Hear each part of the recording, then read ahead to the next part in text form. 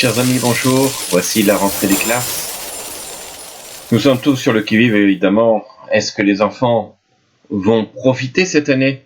Est-ce que les enfants vont apprendre avec simcha, avec joie, et vont vouloir continuer? Vous savez, on a toujours cette appréhension dans le cœur de dire, alors comment ça va? Ton professeur, ça va, tu es content? Il est gentil avec toi? Et la maîtresse, ça va? Elle est sympa? Elle t'a rien dit? Elle t'a pas dit quoi que ce soit? On a toujours cette peur-là de se ressentir chez l'enfant une déception au niveau de l'étude. Mais en fait, la force, mesdames, et c'est pour vous, mesdames, la force de l'éducation, elle dépend de vous, de votre ambition, de votre conviction. Si l'on veut que les enfants ressemblent à ce que l'on souhaite, c'est surtout par rapport à l'ambition, à la conviction des dames. Toute chose que la femme va vouloir, par exemple de son fils, qu'il soit un grand de la génération, un Tamid Chacham, un sage, qui puisse étudier la Torah. Alors la question est, sur quoi doit-on sacrifier? Ou que doit-on sacrifier plutôt? Pour que nos enfants puissent être des Tamidei Chachamim, des sages qui étudient la Torah. D'avoir le mérite d'avoir des enfants qui étudient la Torah et de devenir des grands sages.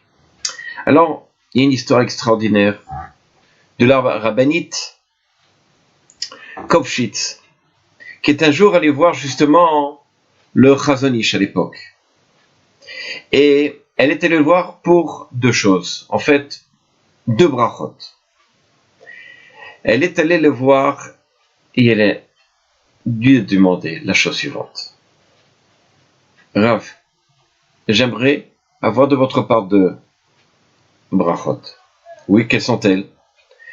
La première, c'est que j'aimerais avoir des enfants qui puissent, on va dire comme ça,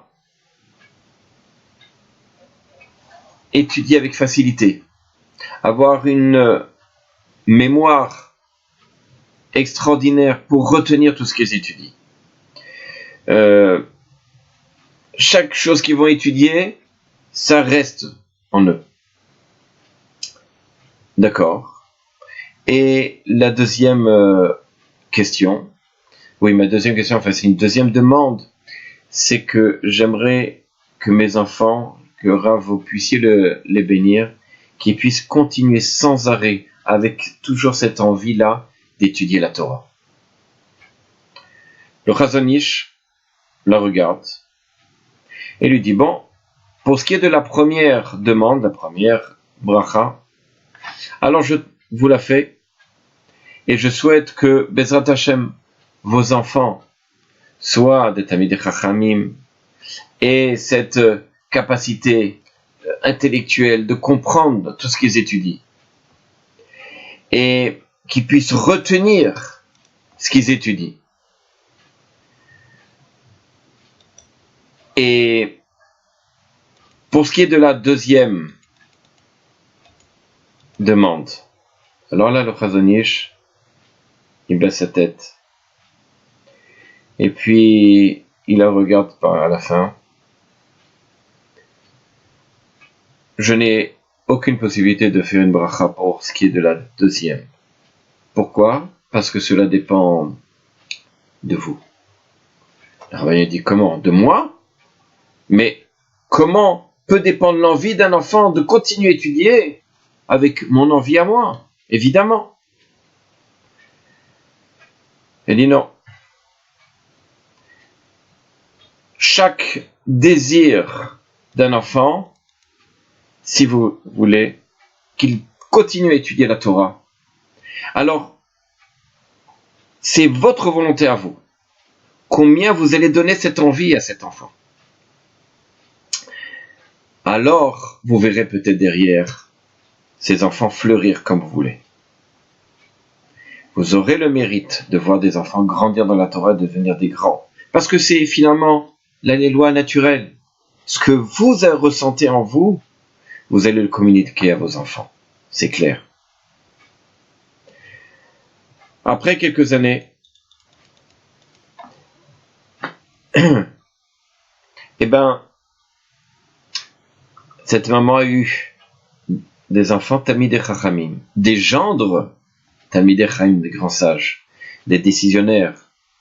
L'un de ses enfants était Rav Nissim Karlitz Shlita. À la fin de... Une des mamans lui pose la question, il vient la voir et lui dit, mais comment tu as fait pour grandir des enfants comme ça, des Talmidei Chachamim qui aiment la Torah, qui deviennent des grands, des géants dans la Torah? Alors il lui dit, d'une façon claire et nette, tout le monde veut que les enfants soient des Talmidei Chachamim, n'est-ce pas? Mais la différence, c'est que moi je ne voulais ça et que ça. C'était ma seule envie, ma seule ambition. Si je voyais mes enfants dans le besoin, j'étais prêt à vendre mes bijoux pour payer un enseignant. J'étais prêt même dans la maison à ce que même on n'a pas les moyens, à ce que l'ambiance dans la maison soit toujours de joie, qu'il ne manque rien aux enfants de ce qu'ils ont besoin. Parce que la seule chose que je m'inquiétais, c'est leur devenir. Parce que j'avais sans cesse l'obsession que mes enfants deviendront des géants dans la Torah. Et pour ça, j'étais prêt à tout sacrifier. Voilà, c'est la différence. Vous voulez qu'ils soient des enfants, des sages dans la Torah, qui continuent à étudier la Torah, mais vous voulez aussi peut-être d'autres choses. Profiter des vacances, de chaque chose, d'une belle maison, d'une belle perruque, etc. Mais parfois c'est sur le compte des enfants.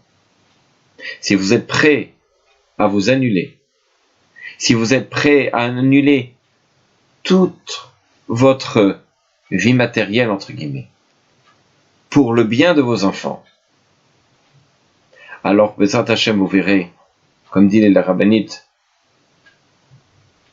des enfants Talmidei Chachamim, des grands de la génération. À bientôt.